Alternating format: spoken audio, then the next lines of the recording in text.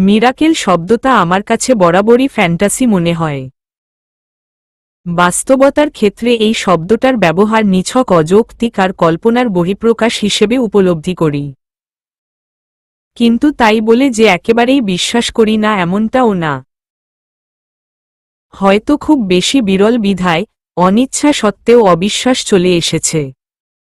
Fantasy স্টোরিগুলোর বাহিরে বাস্তব জীবনেও যে এর রেশ আসে, রয়েছে অনাকাঙ্ক্ষিত ফলাফলও। কেননা তারই ধারাবাহিকতায় আজ একটা মিরাকেলের নিদর্শন পেল হসপিটালের অবজারভেশন রুমের চিকিৎসা বিজ্ঞানের সাথে জড়িত সব লোকগুলো। যখন নিজেদের সামনে একটা প্রাণ শেষ হওয়ার অপেক্ষায় আশার ক্ষীণ আলোটাও নিভে যখন তারা আশাহীন, তখনই এই অলৌকিকতার দেখা মিলল। সৃষ্টিকর্তা রহম করেছেন, বাঁচিয়ে দিয়েছেন অকালে ঝরে যাওয়া থেকে দুটি প্রাণকে।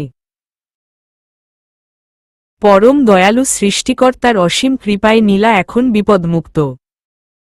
প্রাণনাশের আশঙ্কাটা আল্লাহর রহমতে এই যাত্রায় কেটে গেছে তার। এখন নীলার দেহের সমস্ত কার্যকলাপ ধীরে ধীরে স্বাভাবিক হচ্ছে। হৃৎপিণ্ডের সংকোচন প্রসারণও ঠিক হয়েছে। ব্লিডিংও অফ হয়েছে। আশা করা যাচ্ছে কিছুক্ষণের মধ্যেই তার জ্ঞান ফিরে আসবে। এখন তাকে পুনরায় ড্রেসিং করানো হচ্ছে। কেননা তখনকার ওই অবস্থার জন্য মাত্রাতিরিক্ত ব্লিডিং হয়েছিল তার। তাই এখন গজগুলো পুনরায় চেঞ্জ করা হচ্ছে। আশা করা যায় সেন্স ফিরে আসলেই তাকে কেবিনে শিফট করা যাবে।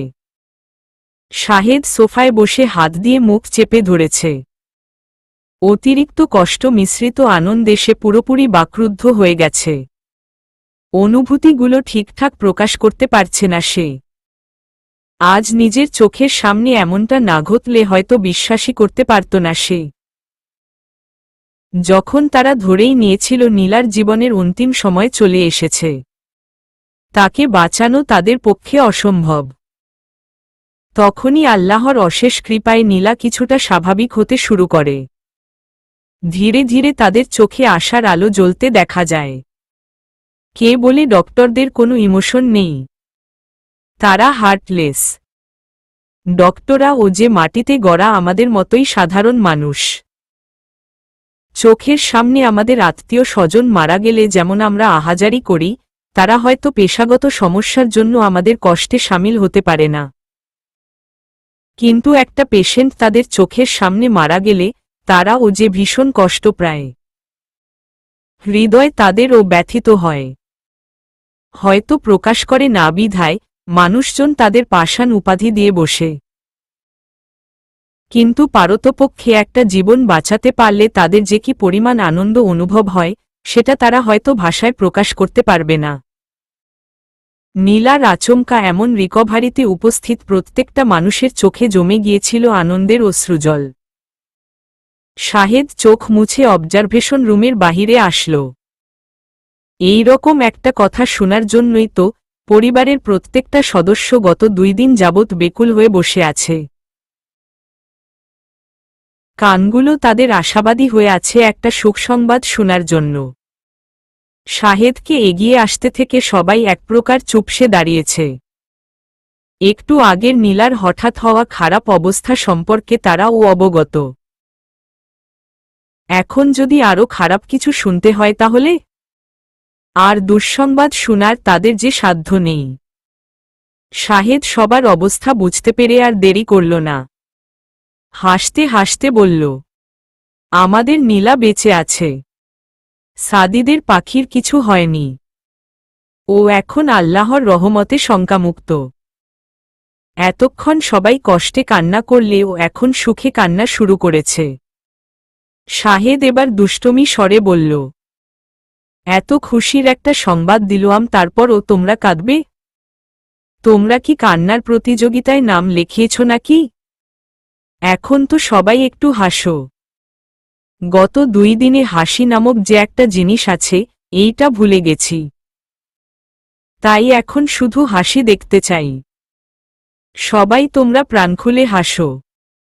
সবাই চোখের অশ্রুজলগুলো মুছে একে অপরকে আনন্দে জড়িয়ে ধরছে। এত সুখ তারা কিভাবে প্রকাশ করবে সেটা বুঝে উঠতে পারছে না। গত 2 দিনের শুকিয়ে যাওয়া মুখগুলোতে আজ যেন বাঁধ ভাঙ্গা আনন্দের ঢেউ বয়েছে। নীলার অনেকক্ষণ হয়েছে জ্ঞান ফিরেছে। অবস্থা স্বাভাবিক দেখে ডক্টররা সিদ্ধান্ত নিয়ে কেবিনে শিফট করেছে। কিন্তু শরীর বেশ দুর্বল তার। ক্ষতগুলো সারতে যে অনেকটা সময় লাগবে বোঝাই যাচ্ছে। কিন্তু তারপরও সৃষ্টিকর্তার দরবারে লাখ লাখ শুকরিয়া। জীবনটাই যদি কেড়ে নিতেন তাহলে কি বা করার থাকত। নীলা দুর্বল চোখজোড়া আস্তে আস্তে খুলে মিটমিটিয়ে সবার দিকে তাকাল। তাকে ঘিরে দাঁড়িয়ে আছে তার আপনজনগুলো। সবার মুখেই অশ্রুমিশ্রিত খুশির রেখা। নীলা নিজেই শেষ মুহূর্তে ভেবেছিল তার জীবনের ইতি ঘটছে। আর কোনো দিন ফিরে এসে এই মুখগুলো সে দেখতে পারবে না। কিন্তু আল্লাহ তাকে আবারও প্রিয় মুখগুলোর কাছে ফিরিয়ে দিয়েছেন। সবার মুখটা দেখে নীলা ব্যথাকষ্টে ভরা মলিন মুখটাতে মিষ্টি হাসি ফুটিয়ে তুলল। নার্গিস খাতুন নিজেকে আর সামলাতে পারলেন না। নীলার ব্যান্ডেজকৃত হাতটা আঁকড়ে ধরে ফুঁপিয়ে উঠলেন তিনি। নীলা পরিচিত মায়ের হঠাৎ এমন অপরিচিত রূপ দেখে অবাক হল। সে মুখে কিছু বলতে চাইছে, কিন্তু দুর্বলতার জন্য গলা দিয়ে আওয়াজ আসছে না তার। তাই মায়ের দিকে শুধু অবাক দৃষ্টিতে তাকিয়ে আছে। নার্গিস খাতুন মেয়ের ব্যান্ডেজকৃত কপালটাতে আলতো চুমু খেয়ে বললেন, মা আমাকে তুই ক্ষমা করে দে। আমি যে তোর চোখে চোখ রাখতে পারছি না। তোকে মুখ দেখানোর ক্ষমতা আমার নেই। নিজের সাথে করা অন্যায়ের জন্য আমি তোর সাথে ও অন্যায় করেছি। তোকে মা হিসেবে কখনো বুকে আগলে নেইনি। সবসময় নিজের থেকে দূরে সরিয়ে রেখেছি। আম্মুরে আমাকে তুই মাফ করে দে। আমার বড্ড ভুল হয়ে গেছে রে মা। অন্যজনের জন্য আমি আমার কলিজার টুকরোটাকে অনেক কষ্ট দিয়েছি। তুই যে আমার ঘর আলো করে পরী হয়ে এসেছিলি, কিন্তু আমি সেই পরীকে মানুষের করা অন্যায়ের জন্য ছুঁড়ে ফেলেছি। অনেক কষ্ট দিয়েছি তোকে। আমাকে মাফ কর আম্মু, আমাকে তুই মাফ কর। নীলার মাথা নাড়াতে ও কষ্ট হচ্ছে। গাল বেয়ে তার অশ্রুকণাগুলো গড়িয়ে পড়ছে। নিজের মাকে বারবার ইশারায় বোঝাতে চাইছে কান্না না করতে, কিন্তু নার্গিস খাতুনের যে কষ্টে বুকটা জ্বলছে।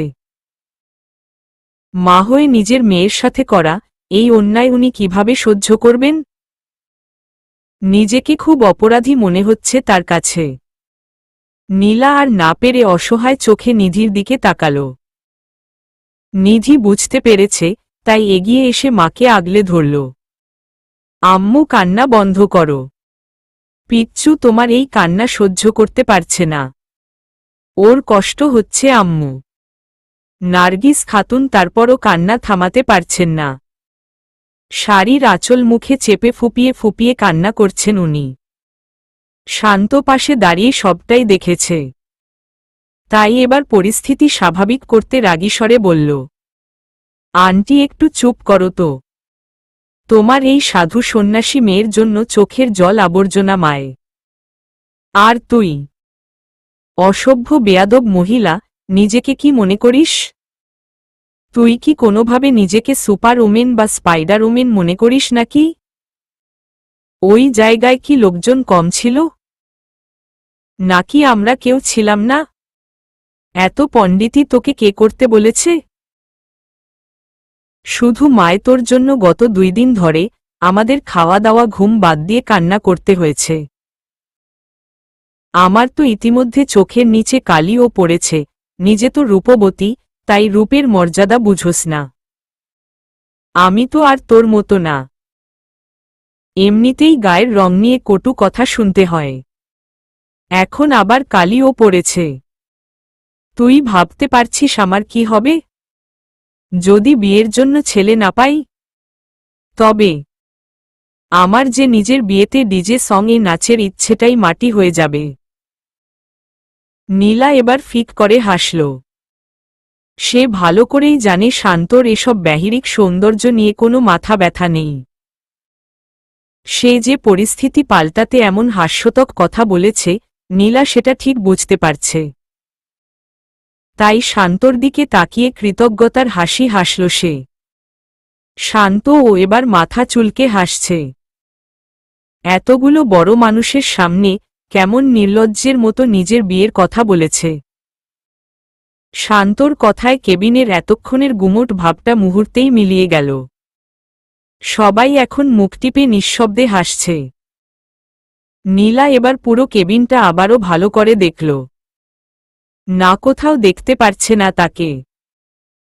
এখানে সবাই থাকলেও নীলা রাখিদয় যাকে অস্থির হয়ে দেখতে চাইছে তাকে দেখতে পারছে না। জ্ঞান ফেরার পর থেকেই এই মুখটাকে খুঁজে চলেছে সে, কিন্তু সবাইকে দেখতে পেলেও তাকে দেখতে পারছে না। নিধি নীলার অস্থিরতা দেখে ঠোঁট টিপে নিঃশব্দে হাসল। তারপর নীলার পাশে বসে বলল, সে এখানে নেই। নীলা অবাক চোখে নিধির দিকে তাকাল। নেই মানে? কোথায় গেছে সে? নিধি আবার বলল,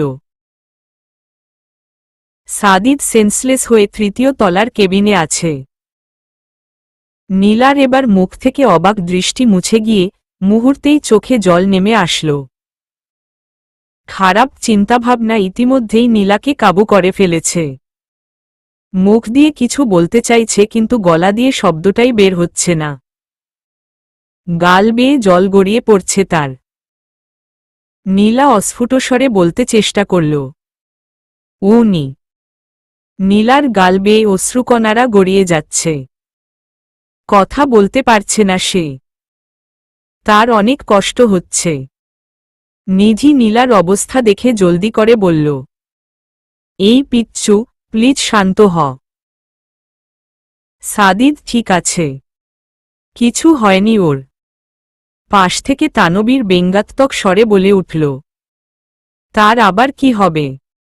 সে দিব্যি আছে। মাঝ থেকে তোমার পাগলাটে প্রেমিকের জন্য আমাদের কিলঘুষি খেতে হয়েছে। আমার হাতটা এখনো ব্যথা করছে। শালা হারামি কি মারটাই না দিল। শুধু আমাকে মেরাই ও ক্ষান্ত হয়নি, সে তো পুরো হসপিটাল ব্লাস্টের পরিকল্পনাও করে ফেলেছিল। নীলা অশ্রুভরা চোখে তানবীরের দিকে বিস্ফারিত দৃষ্টিতে তাকাল। তানবীর কি বলছে এসব? নীলা নিধির দিকে তাকাল, সে মুখ টিপে হাসছে। নীলার ভ্রু কিঞ্চিত কুঁচকে এল। উপস্থিত সবাই মিটমিটিয়ে হাসছে। নীলার তাদের এমন হাবভাব বোধগম্য হচ্ছে না। অবশেষে শাহেদ নীলাকে গত 2 দিন যাবৎ কি হয়েছে, সাদিদ কি পাগলামি করেছে বলতে লাগল। নীলা মা বাবা বড়দের সামনে এসব কথা শুনে লজ্জায় কুকড়িয়ে যাচ্ছে। সাদিদ কি পাগলামিটাই না করেছে? শাহেদ ও কথা বলতে বলতে হাসছে। উপস্থিত সবাইও এখন হেসে ফেলল। আজ বিকেল পর্যন্ত সাদিদের এই পাগলামিতে তাদের কান্না আসলেও এখন ভাবতেই তারা হেসে ফেলছে। এমন কয়েকটা পাগলাটে প্রেমিক প্রতিদিন হসপিটালে আসলে তাদের চিকিৎসা ব্যবস্থা লাটে উঠবে। মার খাবার ভয়ে তাদের চিকিৎসা ছেড়ে পালিয়ে থাকতে হবে। বুঝলে নীলা, আমার আদরের ভাইটা তোমাকে নিজের থেকেও বেশি চায়। গত 2 দিন জোর করেও কিছু খাওয়াতে পারিনি, তাই অনেকটা দুর্বল হয়ে পড়েছে। তখন হঠাৎ করে তোমার অবস্থা খারাপ হয়ে যাওয়াতে আমরাও ভীষণ চিন্তায় পড়ে গিয়েছিলাম। তোমার কন্ডিশন এতটাই অবনতির দিকে যাচ্ছিল যে ভয়ে আমাদের পুরো শরীর কাঁপছিল। আর সেই অবস্থায় সাদির পাগলামি শুরু। বারবার তোমার কাছে আসতে চাইছিল সে। যখন তোমাকে কার্ডিয়াক পালমোনারি রিসালিটেশন সিপিআর দেওয়া হয় তখন সে ডক্টরদের মারতে তেড়ে আসে। ওর পাখি নাকি কষ্ট পাচ্ছে, তাই এইসব ইলেকট্রনিক শক তোমাকে দেওয়া যাবে না।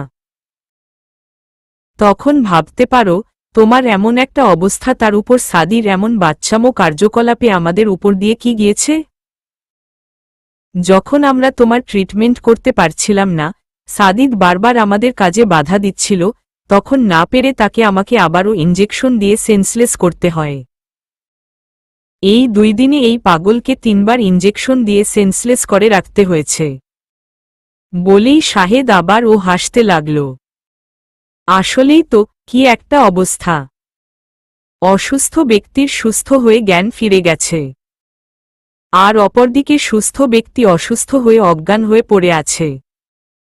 অ্যাক্সিডেন্ট পেশেন্টের হুঁশ থাকলেও সুস্থ ব্যক্তি বেহুশ। বিষয়টা তো হাস্যকরী। নীলা ও মাথা নিচু করে লাজুক হাসছে। তাদের সবার হাসাহাসির মধ্যেই কেউ একজন হুড়মুড়িয়ে কেবিনে প্রবেশ করল। সবাই দরজার দিকে তাকিয়ে এবার আবার ও হাসতে লাগল। গত 2 দিন সাদিদকে দেখে তারা যে আতঙ্কে থাকত, এখন আর সেই ভয় নেই। তাই তারাও এখন হাসিখুশি মুখে তাকে দেখছে। সাদিদ রীতিমতো হাঁপাচ্ছে, দেখেই বোঝা যাচ্ছে সেন্স আসতেই দৌড়ে এখানে চলে এসেছে। নীলা ও সবার সাথে সাথে দরজার দিকে তাকাল। 2 জনের দৃষ্টি মিলিত হতেই সাদিদের চোখ বেয়ে জলধারা গড়িয়ে পড়তে লাগল। নীলার মনে হয় চোখজোড়া এতক্ষণে গিয়ে জুড়িয়েছে। কতক্ষণ যাবৎ সে এই মুখটা দেখার অপেক্ষায়। কিন্তু সাদিদের অমন শুকনো মুখটা দেখে কষ্টে নীলার বুকটা ফেটে যাচ্ছে। তার গাল বেয়ে ও অশ্রুকণাগুলোর অবাধ্য চলাচল শুরু হয়েছে। হাসিবুর রহমান সাদিদকে আসতে দেখে হাসিমুখে বললেন, চলেন বেয়াই সাব, আমরা সবাই চা কফি খেয়ে আসি। আমাদের উপর দিয়ে ও তো কম ধকল যায়নি, আমাদেরও একটু রিল্যাক্সের দরকার আছে। আরিফ মাহমুদ বিনিময়ে মৃদু হাসলেন। উনাদের পিছু পিছু এক এক করে সবাই কেবিনের বাহিরে চলে গেল। উপস্থিত সবাই ম্যাচিউর, তাই হাসিবুর রহমানের ইনডাইরেক্টলি কথাটা সবাই বুঝতে পেরেছে। তিনি যে সাদিদ নীলাকে একটু একা থাকতে দিতে চাইছেন, কারও আর বুঝার বাকি নেই। সাদিদ গুটি গুটি পায়ে নীলার দিকে এগিয়ে আসল। নীলার চোখে জল, মুখে হাসি। সাদিদ তার প্রাণপাখির এই মুখটাও আবার ও দেখতে পেয়ে তার গাল বেয়ে সুখের অশ্রুজল গড়িয়ে পড়ছে। তার পাখি আবারও চোখ খুলে তাকিয়েছে। তার দিকে তাকিয়ে মলিন মুখটাতে ও হাসি ফুটিয়ে তুলেছে। সাদিদের গাল বেয়ে নোনা জলের বন্যা বয়েছে। সে কাপা কাপা হাতে নীলার গালে আলতো করে হাত রাখল। নীলা আবেশে চোখ বন্ধ করে ফেলল। বন্ধ চোখের কোণা দিয়ে গড়িয়ে পড়ল সুখের অশ্রুজল। আর যে এই স্পর্শ অনুভব করতে পারবে, সেটা হয়তো নীলা স্বপ্নেও ভাবতে পারেনি। সাদিদের চোখে ও জল। সাদিদ আচমকা নীলাকে জড়িয়ে ধরল। শরীরে অনেক আঘাত থাকায় নীলা ব্যথায় কুকড়ে উঠল। কিন্তু সাদিদকে না ছাড়িয়ে চোখমুখ খিচে ব্যথা সহ্য করতে লাগল। কেননা নীলা বুঝতে পারছে, তার যন্ত্রণাটা শারীরিক হলেও সাদিদ যে প্রচণ্ড মানসিক যন্ত্রণায় কাতর হয়ে আছে। সবার মুখে এইসব শোনার পর নীলার আর বুঝার বাকি নেই সাদিদের মেন্টাল কন্ডিশন এখন কেমন অবস্থায় আছে। তাই যদি নীলাকে কাছে পেয়ে তার যন্ত্রণাটা একটু কমে তাহলে ক্ষতি কি? নীলা সাদিদের মুখটা না দেখেই বুঝতে পারছে সে নিঃশব্দে কান্না করছে। শরীর ও মৃদু কাঁপছে তার। সাদিদ কিছুক্ষণ পর মাথা তুলে নীলার মুখের দিকে একদৃষ্টিতে তাকাল। নীলার গালে 2 হাত রেখে নিচু হয়ে কপালে গভীর চুমু খেল। তারপর 2 চোখ, গালে ও পরম ভালোবাসায় চুমু খেল। নীলা আজ লজ্জা পাচ্ছে না, বরং মুখে মায়াভরা হাসি নিয়ে সাদিদের দিকে তাকিয়ে আছে। নীলা কাপা গলায় অস্ফুট স্বরে বলল, একটু কাকাসে আসুন। নীলার কথাগুলো স্পষ্ট না, কিন্তু তারপর ও সাদিদ সেটা বুঝতে পারল। একটু নিচু হয়ে নীলার মুখোমুখি মুখ আনল সে। নীলা হাত উঠাতে চাইছে কিন্তু পর্যাপ্ত শক্তি পাচ্ছে না। ব্যর্থ হয়ে মাথাটা একটু তুলতে চেষ্টা করল কিন্তু সেটা ও পারছে না। তাই আবার ও ভাঙা গলায় বলল, আর একটু কাকাসে। সাদিদ এবার নিজের মুখটা নীলার একেবারে কাছে নিয়ে আসল। নীলা চোখ বন্ধ করে সাদিদের গালের একপাশে চুমু খেল। সাদিদের মুখে হাসি ফুটে উঠল। সে মুখ উঠিয়ে নীলার গালে আলতো করে কামড় বসিয়ে দিল। নীলা রাগ না করে বরং হেসে ফেলল, সাদিদও হাসছে। কিন্তু হঠাৎ করেই সে ধরা গলায় রাগী স্বরে বলে উঠল, পাখি, তোমার সাথে কথা বলবো না। আমি তোমার উপর রাগ করেছি। বলেই নীলাকে আঁকড়ে ধরে তার বুকে মাথা রাখল। নীলা বেশ অবাক হয়ে গেছে। এই তো এতক্ষণ হাসছিল, কিন্তু হঠাৎ আবার কি হল? সাদিদ কয়েক মুহূর্ত পর আচমকা মাথা তুলে ওয়েজিত কণ্ঠে বলল, না, না, কথা বলবো। নতুবা বুকে কষ্ট হয়। কিন্তু রাগ করব। আবার পরমুহূর্তে নিজেই বলল, না, না, রাগও করব না। তাহলে তো তুমি কষ্ট পাবে। নীলা অবাক দৃষ্টিতে সাদিদের পাগলামো আচরণ দেখছে। সবার মুখে সাদিদের পাগলামো কথাবার্তা শুনেছে, এখন নিজে ও স্বচোখে দেখতে পারছে। নীলার এই মর্মান্তিক দুর্ঘটনায় যে সাদিদ মানসিকভাবে মারাত্মক আঘাতপ্রাপ্ত হয়েছে নীলা বেশ বুঝতে পারছে। মুহূর্তেই নীলার গাল বেয়ে আবার ও জল গড়িয়ে পড়তে লাগল। নীলার মনে হচ্ছে এমন শক্তপোক্ত ছেলেটার এই অবস্থার জন্য একমাত্র সে দায়ী। তাই নিজেকে বড্ড অপরাধী মনে হচ্ছে তার কাছে। সাদিদ কিছুক্ষণ পর মাথা তুলে নীলার অশ্রুসিক্ত চোখের দিকে তাকাল। তার চোখের জল স্পষ্ট। সাদিদ মাথাটা একটু এগিয়ে এনে নীলার গাল দিয়ে বেয়ে পড়া নোনা জলগুলোকে নিজের ঠোঁট দিয়ে মুছে দিল। নীলার মুহূর্তেই আবেশে চোখজায়রা আবার ও বন্ধ হয়ে গেল।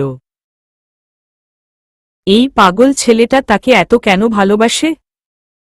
সাদিদ নীলার চোখে চোখ রেখে মায়াভরা কণ্ঠে বলল, কিন্তু তোমার উপর যে রাগ করা দরকার। তোমাকে আমি কতবার ডেকেছি পাখি, কিন্তু তুমি একবার ও চোখ খুলে তাকাওনি। আমার ডাকে সাড়া দাওনি। তুমি আমাকে এত এত কষ্ট দিয়েছ। আমার তো উচিত তোমার উপর রাগ করা। নীলা সাদিদের বাচ্চামো দেখে মলিন হাসল। অস্ফুট স্বরে বলল, ক্ষমা ককরে দিদিন। সাদিদ সাথে সাথে নীলার ঠোঁটে আঙ্গুল দিয়ে তাকে চুপ করিয়ে দিল। মাথা ডানে বামে নাড়িয়ে এমন কথা আর বলতে না করল। নীলা একবার চোখের পাতা বন্ধ করে তাতে সম্মতি জানাল। সাদিদ মৃদু হেসে নিচু হয়ে নীলার ব্যান্ডেজের উপর দিয়ে হাতে অজস্র চুমু খেতে লাগল। নীলা প্রশান্তির হাসি হাসছে। সাদিদ মাথা তুলে সাবধানতার সহিত আস্তে আস্তে নীলার গলায়, কাঁধে, মাথায়, সারা মুখে অজস্র চুমু খেতে লাগল। নীলা পরম আবেশে চোখ বন্ধ করে সাদিদের অসীম ভালোবাসার স্পর্শগুলো অনুভব করে যাচ্ছে। কেউ যদি কাউকে এতটা গভীরভাবে ভালোবাসতে পারে, এক জীবনে পরম সুখের জন্য আর কি চাই? সাদিদ বাচ্চাদের মতো মুখ ফুলিয়ে বসে আছে। কথা দিয়েছিল আর ধমক দিবে না। এখন সেই কথায় নিজেকে চরমভাবে পস্তাতে হচ্ছে তার। লাস্টবার বলছি, খাবে না? নীলা কাচুমাচু মুখে মৃদু মাথা ডানে বামে করল। সাদিদ আর না পেরে বেড ছেড়ে উঠে দাঁড়াল। নিজের মাথার চুল জোরে জোরে টেনে যাচ্ছে সে। শাহেদ এবং নিধি সোফায় বসে মিটমিটিয়ে হাসছে আর ফ্রিতে বিনোদন নিচ্ছে। সাদিদ কিছু একটা ভেবে আবার নীলার পাশে গিয়ে বসল। নীলার গালে আলতো হাত রেখে বলল, ইউ আর মাই সুইট পাখি। Good girl. নীলা এবার খুশি হয়ে হাসল। সাদিদ পরমুহূর্তেই বলে উঠল, গুড গার্লরা সব কথা শুনে। আমার পাখিও সব কথা শুনবে।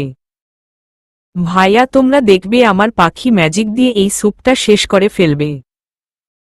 তাই না পাখি? নীলার হাসিমুখটা এবার চুপসে গেল। মাথা নেড়ে সে শেষ করবে না বুঝাল। সাদিদ ভীষণ অসহায় চোখে নীলার দিকে তাকিয়ে আছে। শাহেদ এতক্ষণ হাসলেও এবার বলল, নীলা খেয়ে নাও না, বেচারা যে নতুবা হাহুতাশ শুরু করবে, এমনিতেই মাথাটা পুরো গেছে। সাদিদ ক্ষেপা দৃষ্টিতে শাহেদের দিকে তাকাল। শাহেদ তাকে সম্পূর্ণ উপেক্ষা করে নীলার উদ্দেশ্য বলল, বেশি তো বাকি নেই, এইটুকু শেষ করতে পারবে, খেয়ে নাও। নীলা শাহেদের দিকে অসহায় চোখে তাকিয়ে মাথা নাড়াল, যার অর্থ সে আর খেতে পারবে না। আচ্ছা সাদি, বাদ দে তাহলে, যতটুকু খেয়েছে ঔষধ খেতে পারবে, আর জোর করিস না। এবার তুইও কিছু মুখে দে।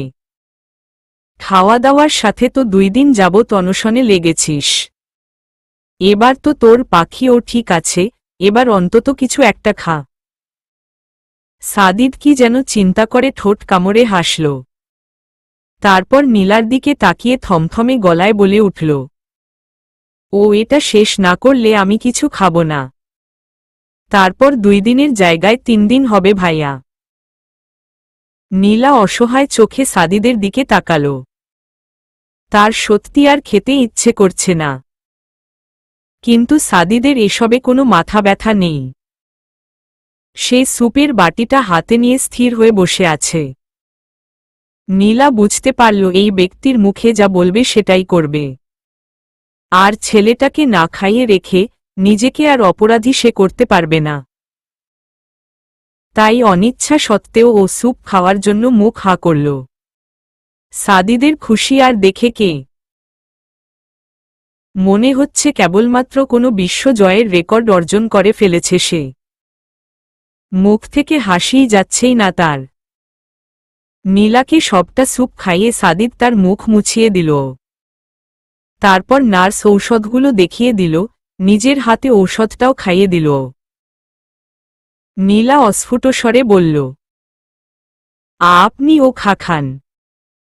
সাদিদ এবার মৃদু হেসে বাসা থেকে পাঠানো খাবারের ব্যাগটা হাতে নিল। তারপর প্লেট নিয়ে খাওয়া শুরু করল। নীলা সাদিদের খাওয়া দেখে প্রশান্তির হাসি হাসল। সাদিদ খাওয়া শেষ করে আবার ও নীলার পাশে গিয়ে বসে পড়ল। শাহেদ এবার বিরক্ত হয়ে বলে উঠল, আবার বসেছিস কেন? এখন আমার সাথে চুপচাপ বাসায় যাবি তুই। নিধি আর আম্মু রাতে নীলার সাথে থাকবে, তোর এখানে আর কোনো কাজ নেই। সাদিদের কোনো স্থানান্তর নেই, সে এখনো নীলার একটা হাত আঁকড়ে ধরে বসে আছে। শাহেদের এবার ধৈর্যর বাঁধ ভেঙে যাচ্ছে। এই ছেলেটা পুরো পাগলের ন্যায় আচরণ শুরু করেছে। কারো মুখের একটা কথাও শোনানো যাচ্ছে না তাকে। এই উঠবি তুই? সাদি কথা শুন, এভাবে তুই নিজেও অসুস্থ হয়ে পড়বি। 2 দিন যাবত না ঘুমিয়ে আছিস, এভাবে চলতে পারে না ভাই। তাই আমার সাথে বাড়িতে চল, রাতটা ভালো করে রেস্ট করে সকালে না হয় আবার আসিস। আমি ওকে ছেড়ে কোথাও যাব না ভাইয়া। এত বড় হয়ে মাইর খাইস না সাদি। কেমব্রিজ থেকে পড়াশোনা শেষ করে দেশে এসে পাগল প্রেমিকের চরিত্র তোকে মানায় না। কোথায় লেখা আছে কেমব্রিজে পড়াশোনা করলে প্রেমিক হওয়া যায় না? কই, আমি তো এমন কিছু পড়িনি। সাদিদের তাড়া উড়ে শাহেদ হতাশ নিঃশ্বাস ফেলল। ভাইটা তার বড্ড জেদি। শাহেদ এবার হেসে বলল, যাতে মাতাল তালে ঠিক। এত চাপাবাজি যে করস, চাপা ব্যথা করে না তোর? প্রচুর ভিটামিন সি এবং ক্যালসিয়াম সমৃদ্ধ খাবার খাই। এবার নিধি, নীলা ও হাসছে। এই ছেলের সাথে আর কিছু পারলে ও কথায় বলে পারা যায় না। অবশেষে সাদিদের জেদের কারণে বাধ্য হয়ে নার্গিস খাতুন বাসায় চলে গেছেন। পেশেন্টের সাথে সর্বোচ্চ 2 জন থাকা যাবে। নিধি আর নার্গিস খাতুন নীলার সাথে থাকার কথা ছিল। পরে সাদিদের তেরামির জন্য উনাকে চলে যেতে হয়েছে। সাদিদ থাকবে বিধায় পাশের আরেকটা কেবিন নেওয়া হয়েছে। কেননা পেশেন্টর সাথে থাকার জন্য কেবল একটিমাত্র বেড আছে, আর তাতে নিধি থাকবে। রাত অনেক হয়েছে, তাই এখন কেবল মায়ে সাদিদ এবং নিধি রয়ে গেছে। সবাই আপাতত বাসায় চলে গেছে, কাল সকালে আবার আসবে। সাদিদ, তুমিও এখন একটু রেস্ট করো, অনেক রাত হয়েছে, ঘুমিয়ে পড়ো গিয়ে। ভাবিমণি, তুমি ঘুমিয়ে পড়ো, আমি ওর কাছে আছি। তুমি তো এভাবে অসুস্থ হয়ে পড়বে, প্লিজ একটু ঘুমাও। ভাবিমণি, জোর করো না, আমি ওকে ছেড়ে কোথাও যাব না। অগ্রতা নিধি আর কিছু বলতে পারল না, কেননা এই কয়েকদিনে সাদিদের জেদ সম্পর্কে তার ও ধারণা হয়ে গেছে। বলে যে লাভ হবে না সেটা আর বুঝার বাকি নেই। রাত অনেকটা হয়েছে, বিগত দিনের ক্লান্তিতে নিধিও এখন ঘুমিয়ে পড়েছে। ঔষধের প্রভাবে নীলার ও চোখ প্রায় বন্ধ হয়ে আসছে। সাদিদকে বড্ড ক্লান্ত দেখাচ্ছে, বারবার চোখ লেগে আসছে তার। পরমুহূর্তেই চোখ ভিজিয়ে ঘুম তাড়াচ্ছে সে, কিন্তু নীলার পাশ থেকে উঠে যাচ্ছে না। সে এখনো নীলার হাতটা আঁকড়ে ধরে স্থির হয়ে এক জায়গায় বসা। নীলা অনেকবার বলেছে পাশের রুমে গিয়ে শুয়ে পড়তে, কিন্তু সাদিদের কোনো নড়চড় নেই। নীলা আবার ও ভাঙা গলায় বলল, প্লিজ এবার যান, অনেক রাত হয়েছে। সাদিদ কেবল নীলার মাথাটায় আলতো হাত বুলিয়ে দিয়ে নিঃশব্দে হাসল, কিন্তু উঠে ঘুমানোর জন্য গেল না। নীলা এবার বাধ্য হয়ে নড়াচড়া করতে লাগল, কিন্তু ঘা এখনো কাঁচা বিধায় ব্যথায় চোখমুখ খিচে ফেলেছে সে। সাদিদ আচমকা নীলার এমন অবস্থা দেখে অস্থির হয়ে পড়ল। ওয়েজিদ গলায় বলে উঠল, এই পাখি, কি হয়েছে? এমন করছো কেন? কোথায় ব্যথা হচ্ছে তোমার? নীলার অসহায় চোখে বুকে হাত দিয়ে দেখাল। বুকে ব্যথা হচ্ছে তোমার? ওয়েট, আমি এখনই ডক্টরকে নিয়ে আসছি। সাদিদ আর দেরি না করে উঠে দাঁড়াতেই নীলা তার হাতের ঘড়িটাতে একটা আঙ্গুল দিয়ে আস্তে করে ধরল। সাদিদ একবার নিজের হাতের দিকে তাকিয়ে নীলার মুখের দিকে তাকাল। নীলা অস্পষ্ট গলায় বলল, আপনি যে ঘুঘুমাচ্ছেন না তাতাই আমার বুবুকে ব্যথা করছে। সাদিদ নিঃশব্দে হেসে নীলার হাতটা আলতো করে নিজের হাতে নিল। মায়াভরা কণ্ঠে বলে উঠল, আমি যে তোমাকে রেখে কোথাও যেতে পারবো না পাখি, প্লিজ এমন করো না। নীলার গাল বেয়ে আবার ও পানি গড়িয়ে পড়ল। আল্লাহ তাকে এতটা ভাগ্যবতী বানিয়েছেন, নীলা যে শুকরিয়া আদায় করে শেষ করতে পারবে না। সাদিদ নীলার চোখের পানি মুছে দিয়ে চোখ জোড়াতে ছোট্ট করে চুমু খেল। নীলা এবার বলে উঠল, তাহলে আমার সাথে এখানে ঘুঘুমান। সাদিদ বিস্ফোরিত চোখে তাকাল, দ্রুত মাথা নেড়ে না করল। একদম না, তুমি ব্যথা পাবে পাখি। আপনি পাশে থাকলে আমি কখনোই ব্যথা পাপাব না। নীলা মিষ্টি হাসি দিয়ে বলে উঠল। সাদিদের মানা করা সত্ত্বেও নীলা বারবার বলতে লাগল, কেননা সাদিদ যে এভাবে অসুস্থ হয়ে পড়বে সেটা নীলা কিভাবে সহ্য করবে। সাদিদ ও আর পারল না, নীলার বারবার বলাতে রাজি হয়ে গেল। নীলার বেডটা বিগ সাইজের, তাই অনায়াসে দুইজন থাকা যাবে। কিন্তু তারপরও নীলার যদি কোনো অসুবিধা হয় এই ভেবে সাদিদ না করছিল। সাদিদ খুব সাবধানে বিছানার এক কোনায় গুটিসুটি মেরে শুয়ে পড়ল। একটু নড়াচড়া করলেই পড়ে যাবার অবস্থা তার। এ তো সাইডে কেন? কাকাসে আসুন। না পাখি, আমি ঠিক আছি, এখন তুমি ঘুমাও তো। আমার জন্য এতক্ষণ তুমি ও ঘুমাওনি। ওয়েট 1 মিনিট, আমার গুরুত্বপূর্ণ কাজটাই বাকি আছে।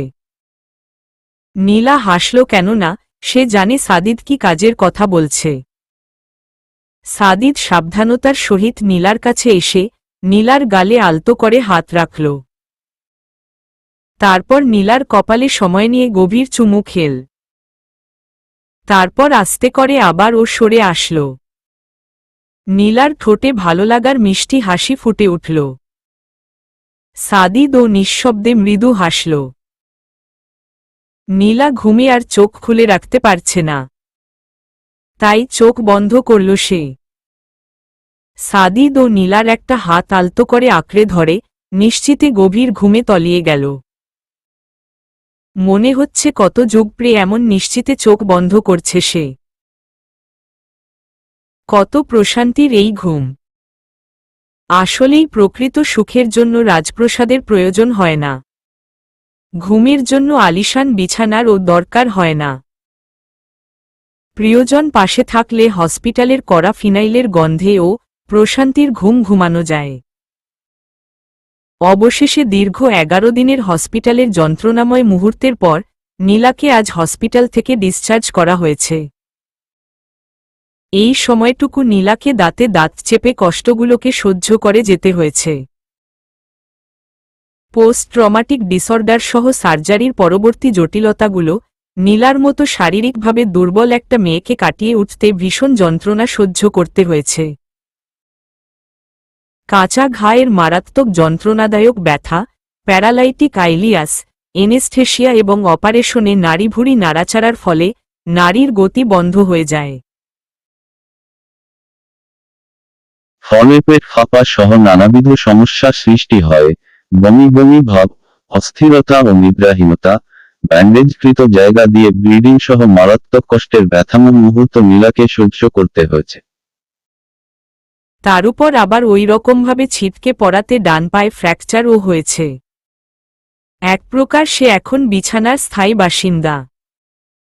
সাদিদ অবশ্য হুইলচেয়ারে করে নীলাকে ঘুরিয়ে নিয়ে আসত, কিন্তু এতদিন হলেও নীলা এখনও নিজের পায়ে হাঁটতে সক্ষম হয়নি। কাউকে সবসময় সাহায্য করতে হয়। তাই হসপিটালের প্রত্যেকটা সেকেন্ড শারীরিক এবং মানসিক তীব্র যন্ত্রণায় তাকে ধুকে ধুকে পার করতে হয়েছে। প্রত্যেকটাবার ড্রেসিং করার সময় নীলা নিঃশব্দে গলাকাটা মুরগির মতো ছটফট করে গেছে। কেননা মুখ দিয়ে যে আওয়াজ বের করার রাস্তা নেই। থাকবে কি করে? সামনে যে হিংস্র সিংহের ন্যায় সাদিদ বসে থাকত। সত্যিই এত কষ্টের কথা বলার সময় ও আমার হাসি পাচ্ছে। কেননা সাদিদ কাজটাই যে এমন করেছে। নীলার সাথে সাথে আজ হসপিটালের ডক্টর, নার্স, ওর্যাদ বয়গুলো ও যেন হাফ ছেড়েছে। নীলার মতো তাদেরও এতদিন দুঃখ এবং ভয় দিন পার করতে হয়েছে। না জানি সাদিদ কখন আবার তাদের উপর তেড়ে আসে।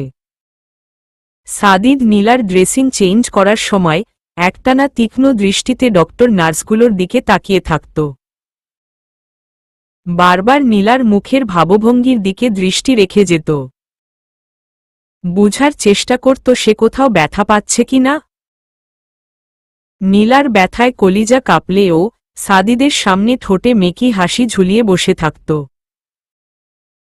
নতুবা নিজের চোখের সামনে এমন ভয়ঙ্কর তাণ্ডবকে দেখতে চায়। তাই তখন নীলার বুক ফাটলে ও মুখ ফুটে না এইরকম অবস্থা হতো। ডক্টরদের ও সেইম অবস্থা, তাদেরকে ও ভয়ে ভয়ে নিজেদের হাত চালাতে হতো।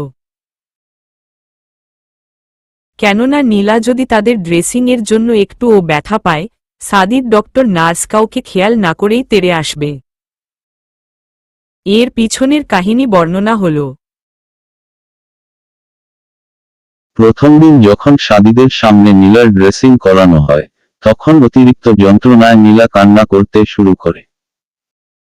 আর সাদিদ রেগে গিয়ে ডক্টরকে ধাক্কা দিয়ে ফ্লোরে ফেলে দেয়। আর সিজরস নিয়ে ডক্টরকে মারার জন্য তেড়ে আসে। উনার সাথে থাকা অ্যাসিস্ট্যান্ট জুনিয়র ডক্টর আর ওর্যাদ বয়গুলো মিলে সাদিদকে তাড়াতাড়ি আটকাতে সক্ষম হয়। নতুবা মারাত্মক দুর্ঘটনার আশঙ্কা ছিল। এই ঘটনা পুরো হসপিটালের সবার কানেই পৌঁছে যায়। আর তারপর থেকেই সাদিদের সামনে উনারা ভয়ে ভয়ে আসতে শুরু করে। শাহেদ অবশ্য সাদিদের করা এমন অসম্মানজনক ব্যবহারের জন্য নিজে ব্যক্তিগতভাবে ডক্টরের কাছে ক্ষমা চেয়েছে। হাসিবুর রহমান ও ছেলের এমন পাগলামির জন্য লজ্জিত হয়ে ডক্টরসহ উনার পুরো পরিবারকে স্পেশালি বাড়িতে নিয়ে আপ্যায়ন করেছেন। কিন্তু তারপরও ডক্টর সাদিদের আচরণে এতটাই ভয় পেয়েছিল যে এরপর আর কোনোদিন নীলার ড্রেসিং চেঞ্জ করতে উনি আসেননি। শাহেদের সাথে উনার সম্পর্ক অনেক ভালো আর সাদিদ উনার চেয়ে বয়সেও অনেক ছোট। তাই সবার আন্তরিকতার জন্য উনি কোনো লিগ্যাল স্টেপ না নিলেও সাদিদের মুখোমুখি আর হয়নি।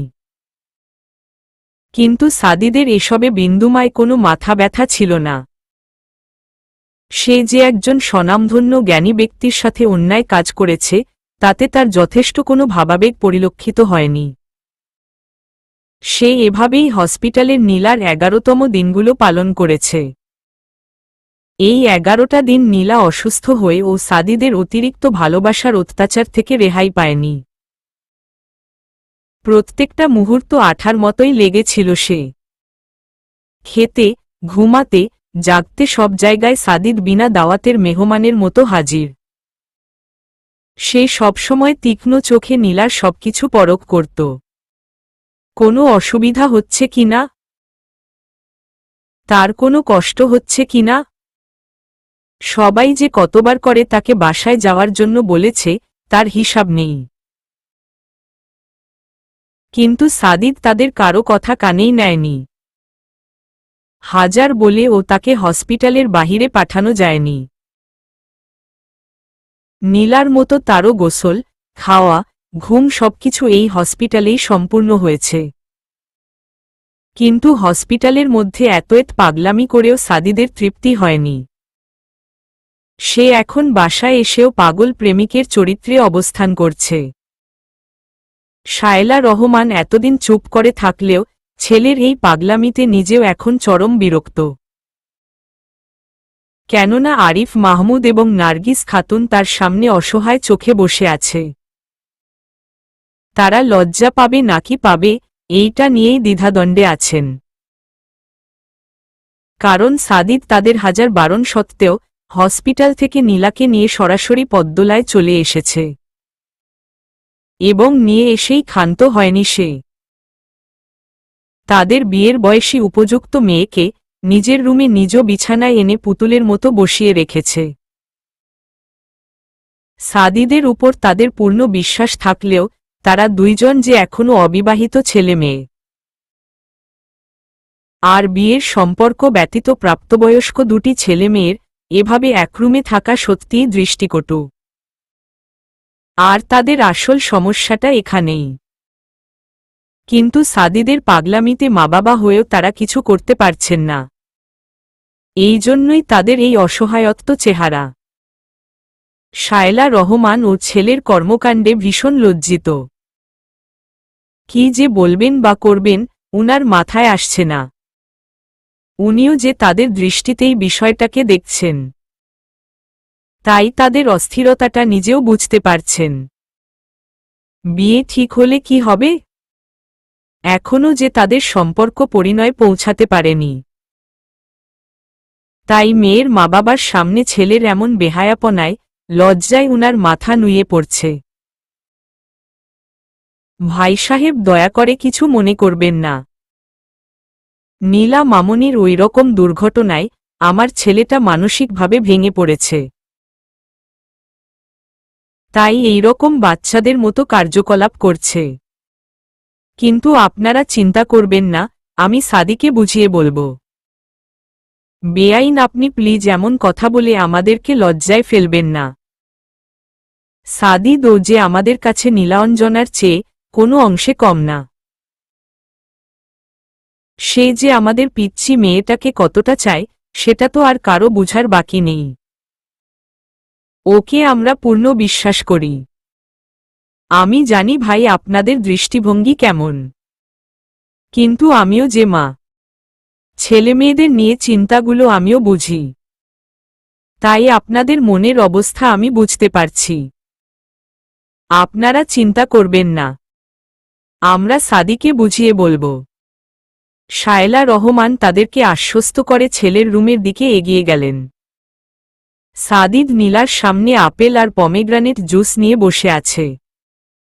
নীলা হঠাৎ শায়লা রহমানকে দরজায় দেখে একটু পিছিয়ে বসল, কিন্তু সাদিদের কোনো হেলদোল নেই। সেই নির্লজ্জের মতো মায়ের সামনে প্রেয়সীকে খাওয়াতে ব্যস্ত। শায়লা রহমান ছেলের দৃষ্টি আকর্ষণ করতে গলা খাকারি দিলেন, কিন্তু ছেলের কোনো লাজলজ্জা থাকলে তো। সে মায়ের দিকে একবার তাকিয়ে আবার ও নীলাকে খাওয়াতে মনোযোগ দিল। শায়লা রহমান হতাশার নিঃশ্বাস ফেললেন। তিনি যে বলেই গিয়েছিলেন সাদিদের আজকাল এসবে বিন্দুমায় লজ্জাশ্রম নেই। বাধ্য হয়ে নীলাকেই বলতে হল, আমি আর খাব না, পাখি মায়ের দিব কিন্তু। একটা আপেলও খাওনি, তার উপর জুসটাও বাকি। আচ্ছা পরে খাব, এখন আর ভালো লাগছে না। নো পরে টোরে, এখনই খেতে হবে। একটু পর আবার চিকেন স্যুপ খেতে হবে, তাই জলদি জলদি শেষ করো। নীলা আর পারছে না। এই ছেলের অতিরিক্ত ভালোবাসাময় অত্যাচারে সে এখন ক্লান্ত। সব না হয় মানা যায়, কিন্তু এই সামনে লোকজন দেখে না, এই সব কি সহ্য করার মতো? সাদিদের কোনো পরিবর্তন না দেখে শায়লা রহমানই এগিয়ে আসলেন। নীলার মাথায় হাত রেখে বলে উঠলেন, একটু বাকি আছে, খেয়ে নে মামনি। দেখেছিস শরীরটা কি হয়েছে? মামনি পরে খাব, এখন আর ভালো লাগছে না। তোমার ছেলেকে প্লিজ একটু বুঝাও না, নতুবা খাইয়ে খাইয়েই আমাকে মেরে ফেলবে। সাদিদ নীলার দিকে চোখ গরম করে তাকাল। নীলা একটা ভেঙ্গচি কেটে আবারও শায়লা রহমানের দিকে তাকাল। তিনি তাদের কাণ্ডে হেসে ফেললেন। আচ্ছা সাদি, তাহলে একটু পরে আবার খাইয়ে দিস, জোর করলে আবার বমিটমি হবে। ওকে মা। এই মেয়ে তোমাকে বলছি, একটু পর সত্যি খাবে তো? নীলা ভদ্র মেয়ের মতো উপর নিচে মাথা নাড়াল। সাদিদ মৃদু হাসল। নীলা মনে মনে ভীষণ খুশি। যাক বাবা, এইবারের মতো মানসম্মান কিছুটা রাখল। শায়লা রহমান এবার উঠে দাঁড়িয়ে বললেন, সাদি আমার সাথে একটু আয় তো বাবা, একটু দরকার আছে। এখানে বলো না মা। শায়লা রহমান নীলার দিকে তাকিয়ে আবারও সাদিদের দিকে তাকালেন। নির্লজ্জ ছেলে একটা, পারলে এখন এই মুহূর্তে তার গালে একটা লাগিয়ে দেয়। তিনি রাগী স্বরে বললেন,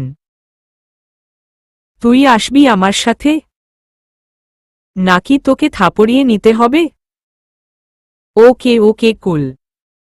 এত হাইপার হচ্ছ কেন?